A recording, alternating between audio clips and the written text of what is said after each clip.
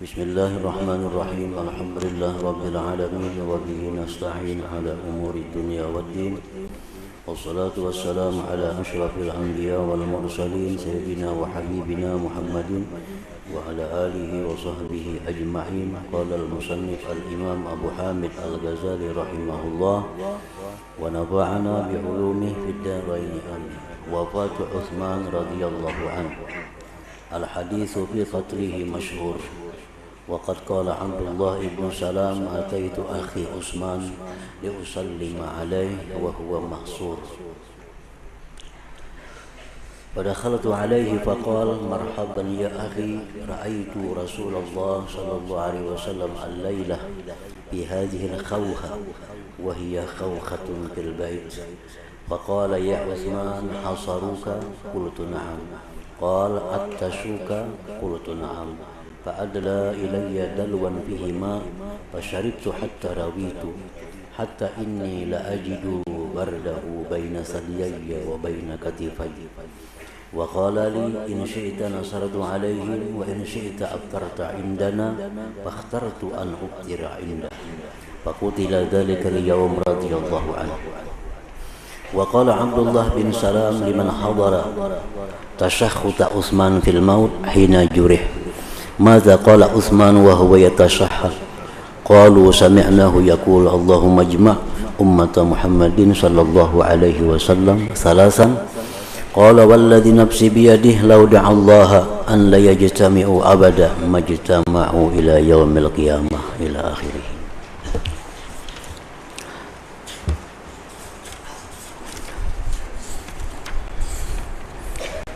Makna kalam Imam Al-Ghazali rahimahullah wa nafa'ana bi ulumi, wafatnya Sayyidina Utsman ibni Affan radhiyallahu anhu.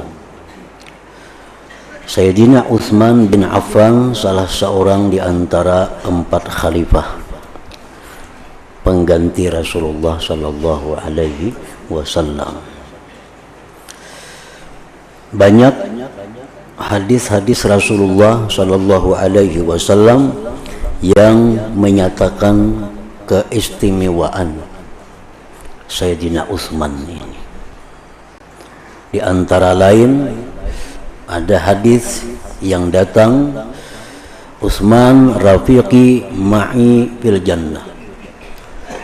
Ujar Nabi, Utsman itu adalah kawanku besertaku di surga. Utsman kawanku dan besertaku di dalam surga. Ada lagi sabda Nabi sallallahu alaihi wasallam, Utsman waliyyi fid dunya wal akhirah. Utsman itu kekasihku dunia dan akhirat. Ada lagi hadis yang menunjukkan kelebihan Sayyidina Utsman. Yashfa'u Utsman fi 70 alfan 'indal mizan liman istawjabun nar. Memberi syafaat Sayyidina Utsman ini 70.000 manusia di sisi timbangan di akhirat untuk orang-orang yang dipastikan masuk neraka. Orang-orang yang sudah dipunis masuk neraka tapi diberi syafaat oleh Utsman, maka dia memberi syafaat kepada mereka yang mestinya ke neraka itu jadi masuk surga, dan itu jumlahnya 70.000 manusia.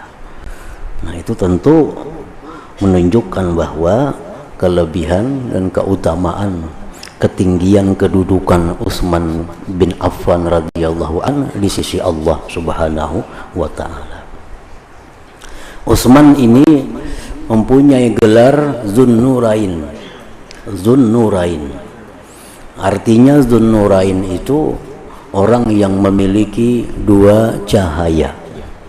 2 cahaya. Kenapa beliau digelar dengan 2 cahaya? Karena beliau mempunyai 2 istri yang kedua-duanya adalah putri dari Rasulullah sallallahu alaihi wasallam. Beliau kawin dengan perempuan yang pertama bernama Ruqayyah. anak Nabi kita sallallahu alaihi wasallam. Dari perkawinan itu dikaruniai seorang anak laki-laki yang bernama Abdullah. Tapi Abdullah ini kada berumur panjang, ada mengatakan 4 tahun, ada yang mengatakan 6 tahun meninggal dunia. Jadi kada ada keturunan. Nah kemudian Ruqayyah ini wafat. Lalu dikawinkan lagi Sayyidina Utsman ini oleh Nabi Shallallahu Alaihi Wasallam dengan adiknya Ruqayyah yang bernama Ummi Kulsum. Nah, ini 2 anak Nabi. Nah kemudian Ummi Kulsum ini wafat lagi. Wafat lagi Ummi Kulsum. Lalu Nabi kita bersabda, ujar Nabi, "Lau anna li arba'ina bintan la zawwajtuhu Utsman la zawwajtu Utsman wahidatan ba'da wahidah hatta la tabqa minhunna wahidah." Ujar Nabi, andai kata aku punya anak perempuan 40 orang, niscaya aku kawinkan satu persatu dengan Utsman bin Affan radhiyallahu anhu. Nah itu menunjukkan kelebihan Sayyidina Utsman. Dengan Ummi Kulsum kada punya anak. Nah, Ummi Kulsum wafat, kemudian Utsman kawin dengan perempuan lain dan banyak mempunyai keturunan.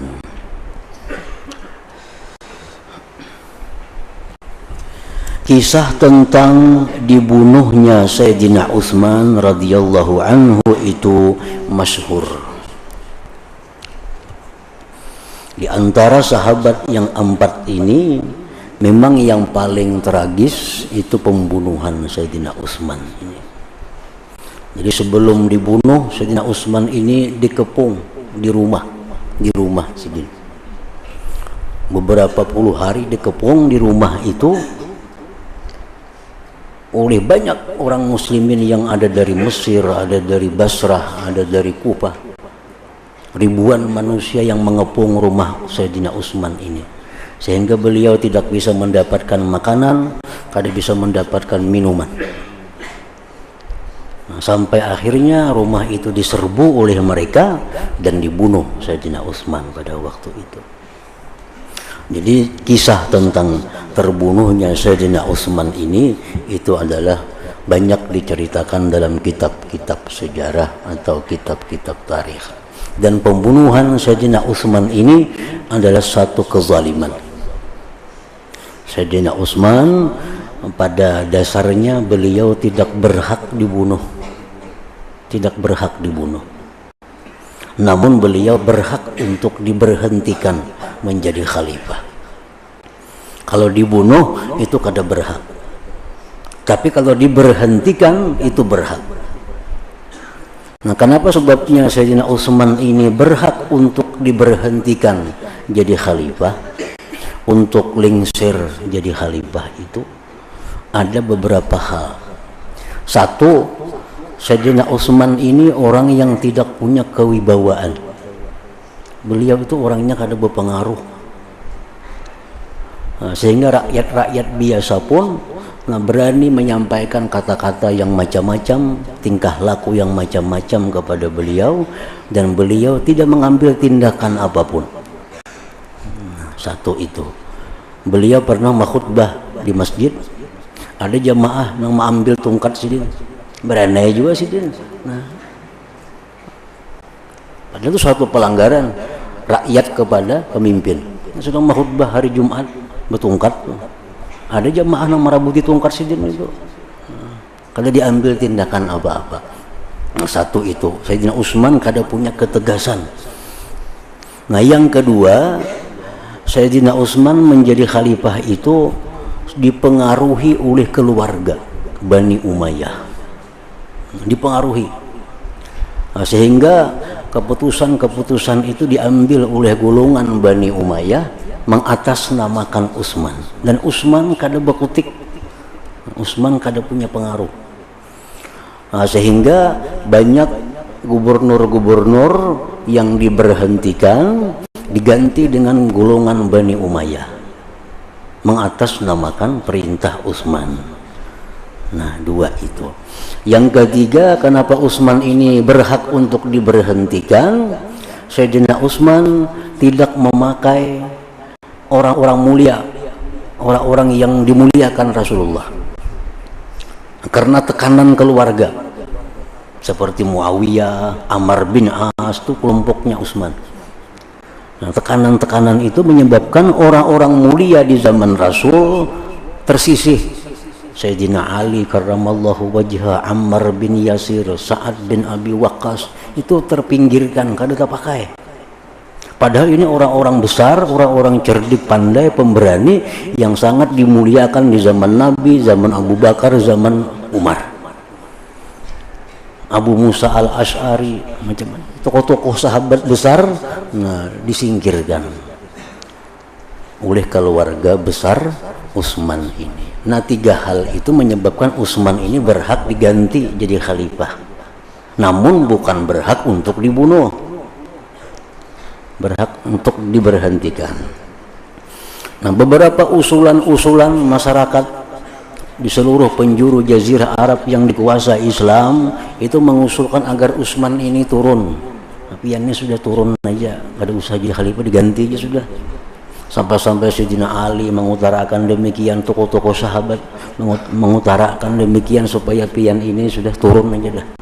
Karena kalau dilihatkan ini hancur kita umat Islam nih, karena diatur oleh orang-orang Bani Umayyah itu. Tapi Utsman ini kada wani juga turun. Kalau Utsman ini turun bahaya juga, bisa dibunuhnya, bisa disakitinya oleh keluarganya. Jadi Utsman dalam keadaan posisi yang sangat sulit. Turun tahta, keluarga bisa mengancam. Kada turun bisa masyarakat nang demo. Nah, akhirnya ia demikian, dikepung oleh masyarakat rumah Utsman, ditegah masuknya makanan minuman berpuluh-puluh hari, yang akhirnya Sayyidina Utsman dibunuh. Jadi terbunuhnya Sayyidina Utsman itu mazlum. Nah, beliau dizalim. Padahal kada mesti dibunuh, cukup beliau diturunkan dari kekhalifahan itu. Abdullah bin Salam berkata, saya datang kepada saudaraku Utsman untuk memberi salam kepadanya, sedang ia terkepung. Jadi Utsman ini terkepung di rumahnya. Ada sahabat datang mengilangi, di antaranya Abdullah bin Salam. Lalu saya masuk menghadap kepadanya Utsman, maka Sayyidina Utsman berkata, selamat datang wahai saudaraku. Saya bermimpi bertemu Rasulullah sallallahu alaihi wasallam tadi malam pada pintu kecil ini, yaitu pintu kecil di rumah ini. Rasulullah sallallahu alaihi wasallam bersabda, wahai Utsman, mereka mengepungmu. Rasulullah, apakah mereka mengepungmu? Lalu ujar Utsman, saya menjawab, ya Rasulullah, ya. Rasulullah SAW bersabda lagi, mereka menghauskanmu. Ini Utsman ini dilarang masuk banyu ke rumah Utsman, dilarang masuk makanan kada boleh. Apakah mereka menghauskanmu? Saya menjawab, iya. Maka dalam mimpi itu beliau memberi kepadaku satu timba yang berisi air, lalu saya minum sehingga saya puas, sehingga saya merasakan dinginnya di antara dadaku dan bahuku. Dan Rasulullah SAW bersabda kepadaku, kalau kamu berkehendak maka kamu ditolong atas mereka, dan kalau kamu berkehendak maka kamu berbuka di sisi kami. Maka aku memilih berbuka di sisi beliau. Maka Sayyidina Utsman radhiyallahu an dibunuh pada hari itu. Abdullah bin Salam bertanya kepada orang yang hadir, Utsman radhiyallahu anhu berlumuran darah pada waktu akan wafat. Ketika dilukai oleh orang, apa yang diucapkan oleh Utsman sedang ia berlumuran darah? Mereka menjawab, kami mendengar ia mengucapkan Allahumma jma' ummat Muhammad sallallahu alaihi wasallam salasan. Artinya, ya Allah, persatukan umat Muhammad sallallahu alaihi wasallam. Beliau ucapkan itu 3 kali. Abdullah bin Salam berkata, demi zat yang diriku dalam kekuasaannya, jikalau Utsman berdoa kepada Allah agar umat Nabi Muhammad tidak bersatu selama-lamanya, niscaya mereka tidak bersatu sampai hari kiamat. Dari Sumamah bin Hazan al-Qushairi, ia berkata, saya menyaksikan rumah yang dikepung ketika Sayyidina Utsman radhiyallahu anhu mendekati mereka. Lalu Utsman berkata, datangkanlah kepadaku dengan kedua kawanmu yang membangkitkanmu atasku. Sumamah terus berkata, lalu didatangkan kedua orang itu seolah-olah keduanya adalah dua unta atau dua keledai. Ujar Utsman lawan nang mengepung rumah si jin nih, mana pimpinan ikam? Mana komandan ikam, suruh ke sini bang. Utsman ini ke masjid kada kawa, keluar rumah kada kawa, nanti kepung oleh ribuan manusia. Maka Sayyidina Utsman mendekati mereka seraya berkata, ujar Utsman, saya meminta kepadamu dengan nama Allah dan Islam, apakah kamu mengetahui bahwa Rasulullah sallallahu alaihi wasallam datang ke Madinah dan tidak ada di Madinah air yang tawar selain sumur rumah. Cuma ada sumur yang namanya sumur rumah. Cuma ada di situ sumber air yang tawar waktu Nabi datang ke Madinah itu. Lalu beliau bersabda, ujar Utsman ini, mayyashtari bi'ra rumata yuj'al dalwuhu ma'adila'il muslimin bi khairin lahu minha fil jannah. Artinya, barang siapa yang membeli sumur rumah, niscaya dijadikan timbanya bersama timba-timba kaum muslimin dengan yang lebih baik baginya daripada sumur itu di surga.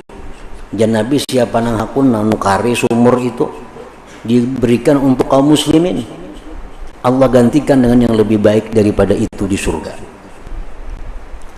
Maka saya, ujar Utsman, yang membeli sumur itu, aku nang menukari sumur itu dari kekuatan hartaku.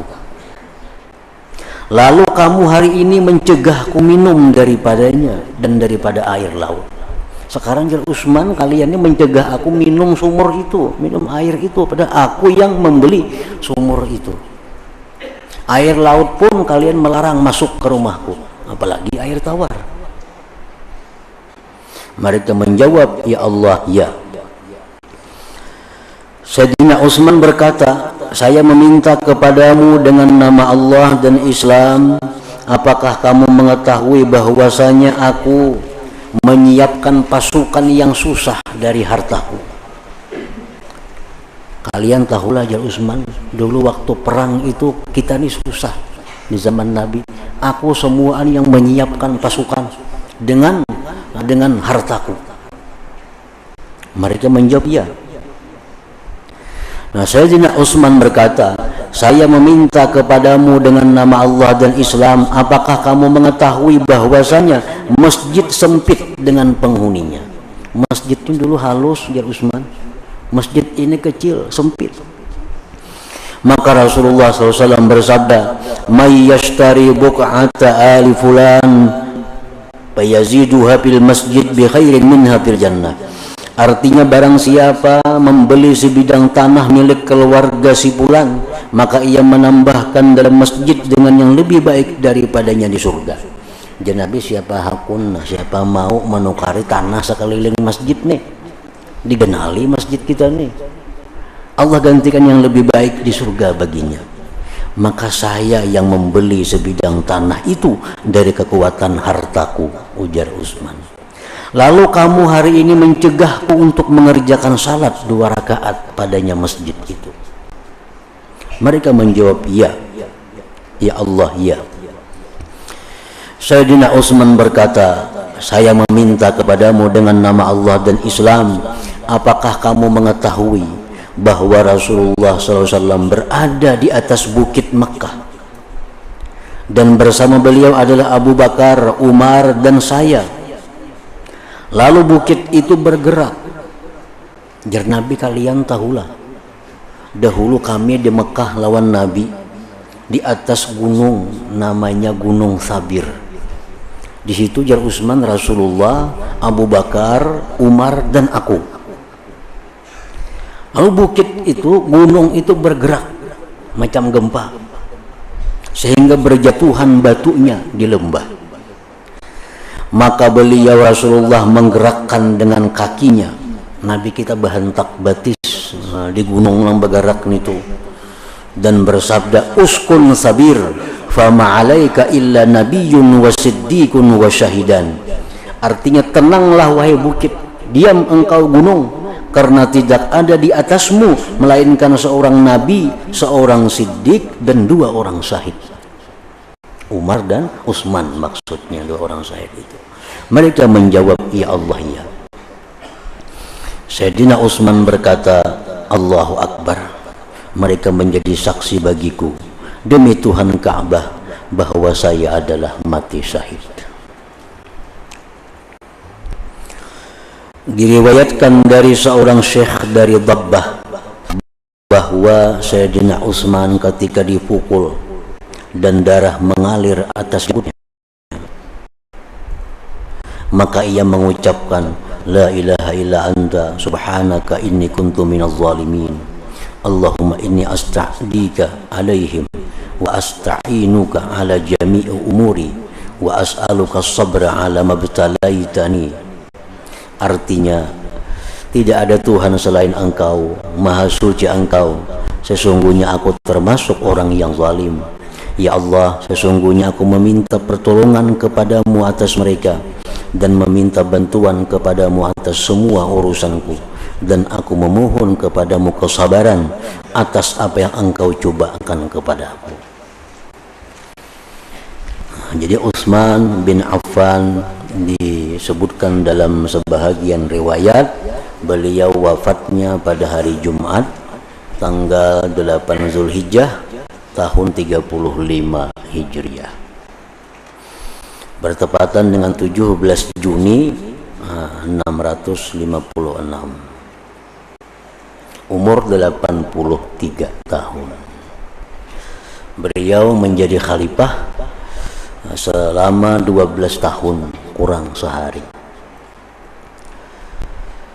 Jadi itu kisah tentang akhir daripada hidup Sayyidina Utsman radhiyallahu anhu. Di masa hidupnya Sayyidina Utsman memberikan satu wasiat yang sangat terkenal. Wasiat itu yang berbunyi, wasiatnya itu adalah, ayyuhan nas innallaha a'takum ad-dunya litatlubu bihal akhirah falam yu'tikumuha litarkanu ilaiha innad dunya tafna wal akhirah tabqa. Ujar Sayyidina Utsman, wahai manusia, sesungguhnya Allah memberikan kepada kamu dunia. Allah berikan kepada kita ini dunia dengan segala macam perhiasannya, agar kamu tuntut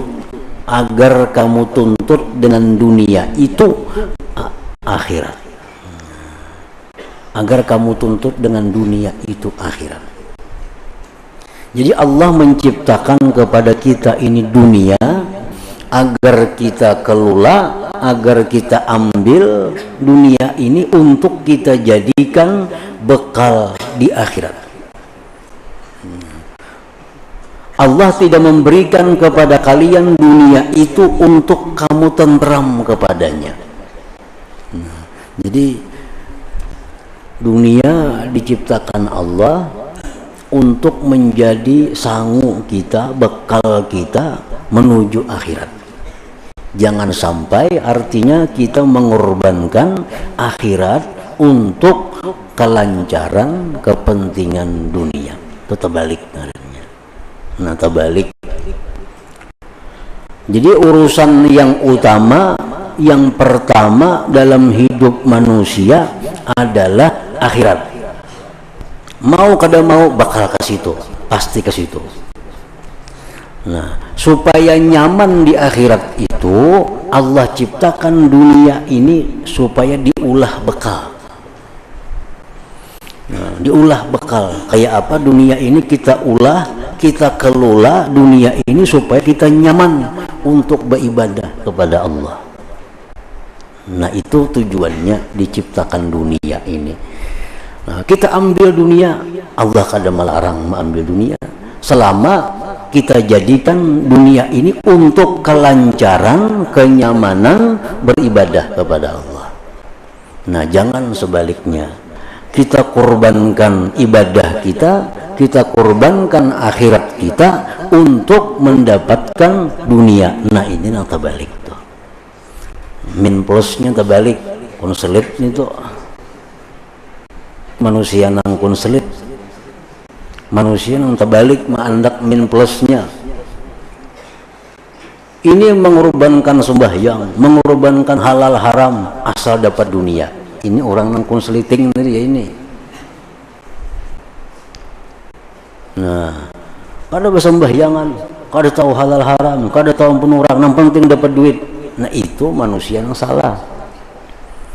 Manusia yang benar itu manusia yang menjadikan akhirat itu utama, sedangkan dunia ini pendukungnya.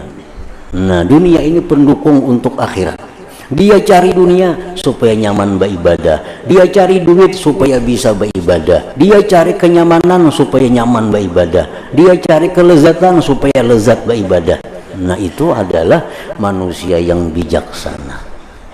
Manusia yang bijaksana. Allah kada melarang kita mengambil dunia, Allah kada melarang kita untuk mengambil pakaian yang baik-baik, Allah kada melarang kita untuk makan yang nyaman-nyaman selama itu adalah membawa kepada kenyamanan beribadah kepada Allah Subhanahu wa ta'ala. Nah, ini wasiat Sayyidina Utsman yang terkenal itu. Innallaha a'taakumud dunya litatlubu bihal akhirah. Allah memberikan kepada kalian itu dunia untuk kamu cari akhirat dengan dunia itu. Dunia kita ulah alat untuk mencari surga. Nah, itu artinya kita mencari duit supaya masuk surga. Nah, kita mencari duit supaya masuk surga. Itu tujuannya diciptakan dunia ini. Jadi segala sesuatu yang membuat kita lalai untuk akhirat itu mesti ditinggalkan. Mesti ditinggalkan. Apalagi yang sampai membuat kita jadi dosa. Segala sesuatu duniawi yang membuat kita lalai dengan kebaikan, membuat kita lalai dengan ibadah, apalagi sampai membuat kepada maksiat, itu wajib ditinggalkan. Karena kada sesuai dengan fungsinya. Kada sesuai dengan fungsinya. Dunia ini bukan untuk itu. Justru dunia untuk meluruskan, memuluskan ibadah kepada Allah Subhanahu wa ta'ala. Nah, itu wasiatnya Sayyidina Utsman radhiyallahu anhu. Ittaqullah fa inna taqwa junnatun min ba'sih wa wasilatun indah. Ujar Sayyidina Utsman, takwalah kepada Allah, bahwa takwa itu perisai dari azab Allah, perisai dari neraka. Takwa kepada Allah, dan takwa itu adalah perantara untuk dekat kepada Allah Subhanahu wa ta'ala. Nah, kemudian wafatnya Sayyidina Ali karramallahu wajhah. Sayyidina Ali karramallahu wajhah salah seorang manusia yang mulia di muka bumi ini sejak Adam sampai hari kiamat. Banyak sekali hadis-hadis dari Nabi, bahkan dalam Quran pun tersirat yang menunjukkan kelebihan kehebatan Sayyidina Ali. Hadis Nabi yang jelas menunjukkan kehebatan Sayyidina Ali itu, man ahabba aliyan faqad ahabbani wa man ahabbani ahabballah wa man abghada aliyan faqad abghadani wa man abghadani faqad abghadallah. Siapa yang cinta kepada Sayyidina Ali berarti dia cinta kepada Siapa cinta kepadaku, ujar Nabi, berarti cinta kepada Allah. Jadi Allah, Ali, Nabi kita tuh ada perbedaan. Nah, tiga itu. Bila cinta Ali berarti cinta lawan Nabi, berarti cinta kepada Allah. Nah, kalau lain pada itu manusia, kadang-kala dikatakan demikian. Bila cinta si Fulan berarti cinta lawan Nabi, kadang-kala. Karena si Fulan ini bisa macam-macam kelakuannya. Ada istiqamah. Nah, kalau Ali ini menunjukkan keistiqamahan beliau dalam takwa, sehingga bila cinta kepada si jin berarti sama lawan cinta kepada Nabi. Bila cinta kepada Nabi sama lawan cinta kepada Allah. Siapa-siapa yang membuat marah Sayyidina Ali berarti membuat marah kepadaku. Siapa yang membuat marah kepadaku berarti membuat marahnya Allah Subhanahu wa ta'ala. Ini satu hadis ini sudah cukup menunjukkan bukti betapa hebatnya kedudukan Sayyidina Ali karramallahu wajhah di sisi Nabi dan di sisi Allah Subhanahu wa ta'ala. Nabi anna madinatul ilm wa aliyun babuha.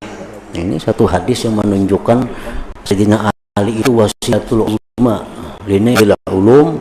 Sayyidina Ali ini perantara yang besar untuk mencapai ilmu. Nabi, aku ini kotaknya ilmu. Nabi itu kotaknya ilmu. Ilmu apa aja ada lawan Nabi. Kotaknya ilmu. Wa aliyun babuha, tapi pintunya tuh Ali. Pintunya tuh Ali. Kita kadang bisa masuk kalau kada liwat Ali artinya. Nah, wafatnya Sayyidina Ali karramallahu wajhah. Asbag Al-Hanzali berkata, ketika malam di mana Sayyidina Ali karramallahu wajhah ditimpa musibah, maka Ibnu Tayyah mendatanginya fajar terbit. Ia memberitahukan kepadanya dengan tibanya waktu salat, sedangkan Sayyidina Ali tengah berbaring lagi merasa berat. Lalu Ibnu Tayyah kembali yang kedua kalinya dan Sayyidina Ali masih dalam keadaan seperti itu. Kemudian Ibnu Tayyah kembali ketiga kalinya. Lalu Sayyidina Ali bangun dengan berjalan kaki. Saya berkata, usdud hayat innal mauta laki wala tajza minal mauti idza halla biwadika. Ingatlah kuat-kuat, ikatlah kuat-kuat, ikat pinggangmu untuk mati, karena sesungguhnya mati itu akan menjumpaimu. Janganlah kamu bersedih hati sebab mati apabila ia datang di lembahmu. Nah, itu perkataan Sayyidina Ali di waktu menjelang sembahyang subuh. Karena Sayyidina subuh itu jadi imam di masjid. Nah, ini masih di rumah lagi. Ketika Sayyidina Ali sampai di pintu kecil, maka Ibnu Muljam menyerangnya, lalu memukulnya. Rubuhlah Sayyidina Ali. Kemudian Ummu Kulsum, anak perempuan Sayyidina Ali, keluar.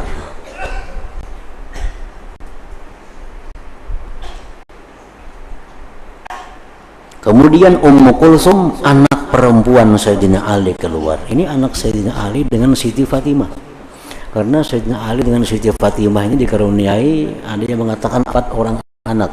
1 Hasan, Husain, Muhassin, lawan Kulsum. Ini anak Nabi Sayyidina Ali dengan Siti Fatimah. Dan Ummu Kulsum ini diambil bini oleh Sayyidina Umar radhiyallahu anhu. Ini Sayyidina Ali ini sekalian tuha oleh Sayyidina Umar. Sayyidina Umar bin Khattab. Maka Ummu Kulsum tadi berkata, apa yang terjadi dengan salat subuh? Ummu Kulsum, ada apa dengan salat subuh? Suamiku Amirul Mukminin dibunuh pada salat subuh. Umar kan dibunuh waktu sembahyang subuh. Dan ayahku dibunuh pada salat subuh juga.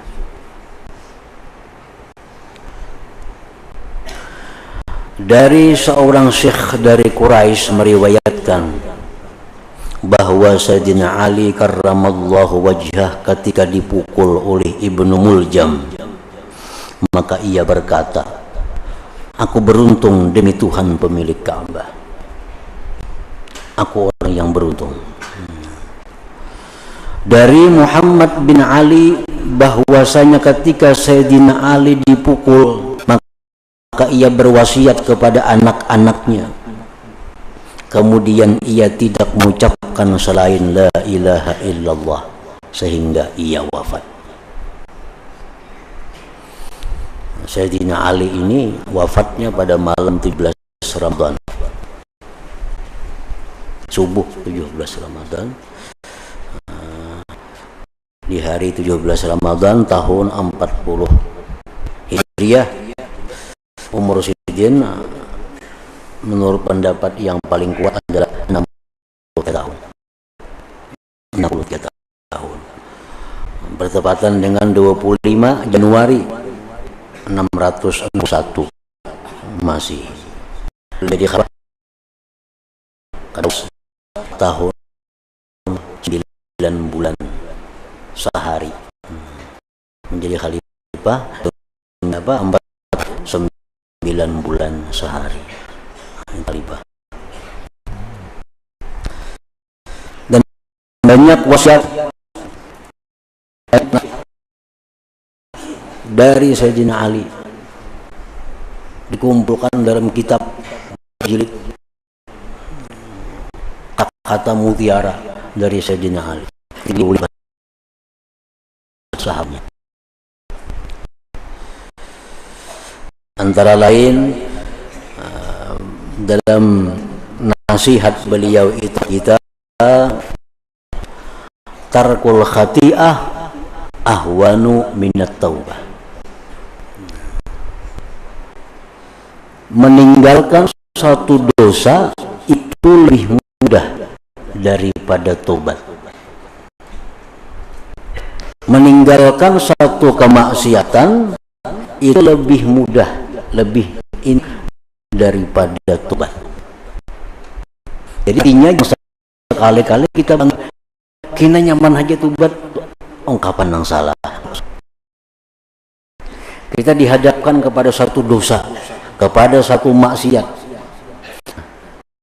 kita paksa diri kita menjauhi maksiat, itu lebih mudah dibanding. Jangan kita berpikir lakukan maksiat kena nyaman aja tobat.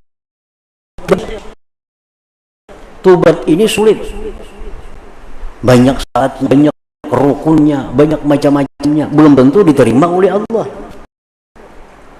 Nah, jadi kalau nyaman enggak ada daripada tobat. Itu ungkapan kalam dari Sayyidina. Meninggalkan suatu dosa itu lebih intim dibanding melaksanakan tobat. Apalagi karena dosa ini, nah, satu dosa membawa kepada dosa lain, menarik dosa lain, menarik dosa lagi. Berat untuk tobat kepada Allah, makin berat untuk tobat kepada Allah.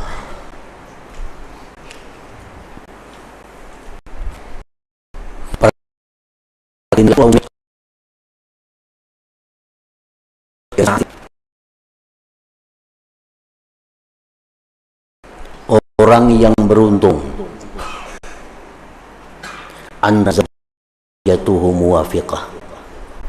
Orang yang beruntung itu orang yang diberi Allah istri yang penurut. Nah, itu satu. Orang yang diberi Allah istri itu muwafiqah, menurut dalam kebaikan maksudnya. Nah, si kita laki-laki hendak berbuat baik, istri menurut, mendukung. Ini tanda keberuntungan seseorang. Yang kedua, wa ikhwanuhu salihin. Orang yang beruntung itu kawan-kawannya orang saleh. Kawan-kawannya orang yang saleh. Yang ketiga, wa auladuhu abrar. Anak-anaknya orang baik. Keturunannya ini baik-baik. Anaknya orang yang abrar, orang yang baik-baik. Yang keempat, warizquhu fi baladi, rezekinya ada di rezekinya ada di negerinya. Kalau sudah empat itu ada pada dia, untung dah. Untung bisi bini penurut, kawan orang-orang saleh, anak baik-baik, rezeki di kampung halaman. Itu sudah termasuk keberuntungan seseorang. Artinya orang ini sudah nampak baginya jalan untuk surga. Nah ini kalam, ini ucapan, ini nasihat wasiat dari Sayyidina Ali karramallahu wajhah. Banyak wasiat Sidin, khutbah Sidin, dan disusun oleh ulama-ulama.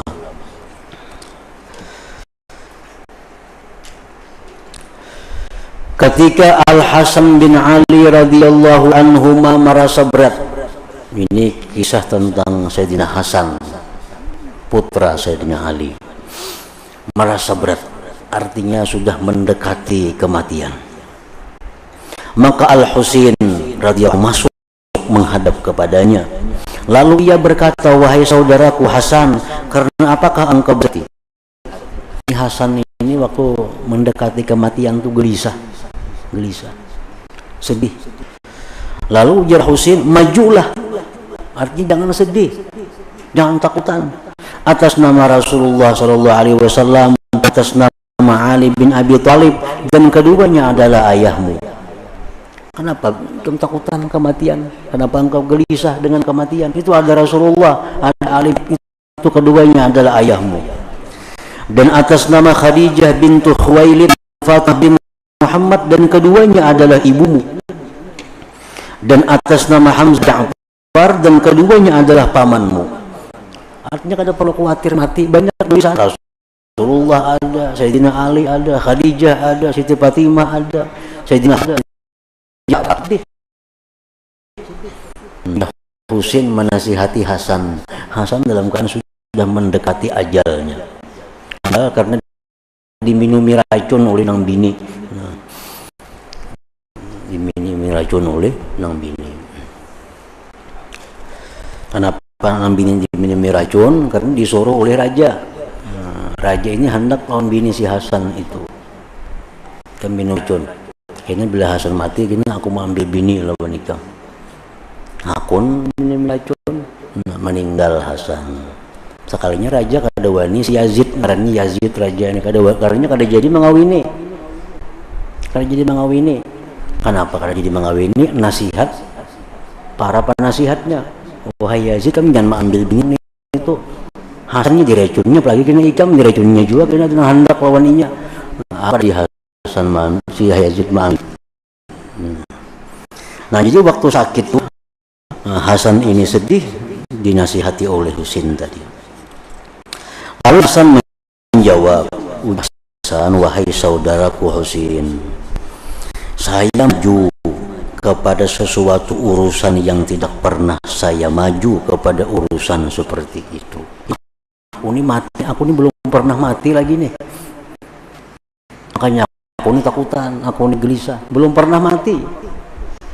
Aku maju kepada sesuatu urusan yang belum pernah masuk dalam urusan yang seperti itu. Jadi artinya dia berpisah sayyusababi ahli jannah, disebut Nabi masuk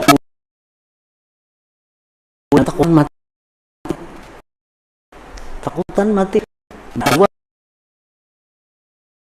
Kada biasa. Orang dijamin masuk, ditunggu oleh leluhur-leluhurnya yang mulia. Dan Ibn al-Hasan radhiyallahu anhuma ia berkata, ketika suatu kaum turun Al-Husain radhiyallahu anhu tentang wafatnya Sayyidina Husain menjelang wafat, diserbu oleh satu pasukan, dan ia Husain yakin bahwa mereka akan membunuhnya. Maka ia berdiri tengah-tengah sahabatnya dengan makhutbah. Maka ia Husain memuji Allah dan menyanjungnya. Kemudian ia berkata, ini Husain sudah punya keyakinan ini pasukan akan membunuhnya, ini lawan akan menyerbunya. Lalu Husain berpidato, telah turun dari perkara sesuatu yang kamu lihat, dan sesungguhnya dunia telah berubah dan kebaikannya telah membelakangi dan lewat dengan cepat sehingga tidak tersisa daripadanya dunia selain seperti sisa air dalam bejana. Perhatian, kecukupanku dari hidup adalah seperti tempat gembala yang menyakitkan. Apakah kamu tidak melihat bahwa kebenaran tidak dikerjakan dan kebatilan tidak dapat diakhiri daripadanya? Hendaklah orang mukmin senang berjumpa dengan Allah, dan sesungguhnya saya tidak melihat mati yang selain kebahagiaan, dan hidup orang zalim melainkan suatu saat. Nah, kemudian setelah Sayyidina Husain ditangkap, dibunuh oleh pasukan yang tidak menyukai dengan zuriat Rasulullah Sallallahu Alaihi Wasallam. Nah, jadi para ulama menyimpulkan tentang orang-orang besar yang sudah dijamin Allah surga. Sayyidina Umar dibunuh, Sayyidina Utsman dibunuh, Sayyidina Hasan diracun, Sayyidina Husain dibunuh. Padahal ini sudah orang-orang yang sangat mulia di sisi Allah. Kenapa meninggalnya dalam keadaan demikian? Nah, para ulama menyatakan bahwa itu adalah untuk meninggikan derajat mereka di sisi Allah Subhanahu wa Ta'ala. Karena dengan titel sebagai syahid, nah, ini orang sudah ibadah, sudah punya keturunan yang mulia, sudah punya dermawan yang luar biasa, punya macam-macam kebaikan. Nah, disempurnakan lagi dengan syahadat, dengan itu menunjukkan bahwa kedudukan mereka sangat tinggi, lebih tinggi lagi di akhir.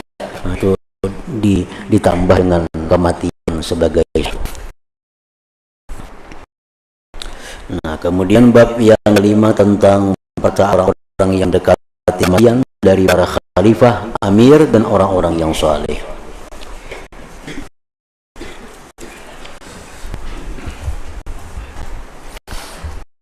Dari khalifah alamhu la ilaha illallah rasulullah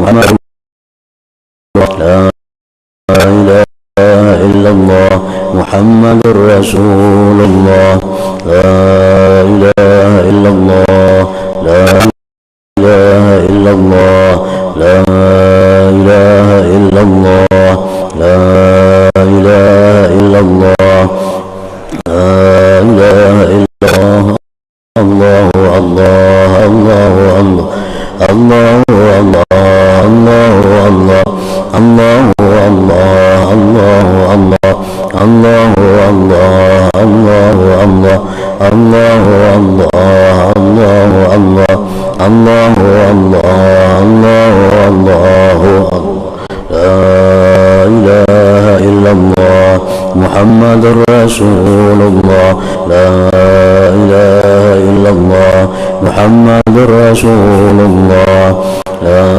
ilaha illallah Muhammadur Rasulullah la ilaha illallah. Al-Fatihah. Ar-Rahmanir Rahim. Iyyaka na'budu wa iyyaka nasta'in. Ihdinas siratal mustaqim. Siratal ladzina an'amta 'alaihim ghairil maghdubi 'alaihim waladdallin. Fa ya ayyuhar-rajuluna minhu syafa'atan sallimu taslima. Allahumma salli wa sallim wa barik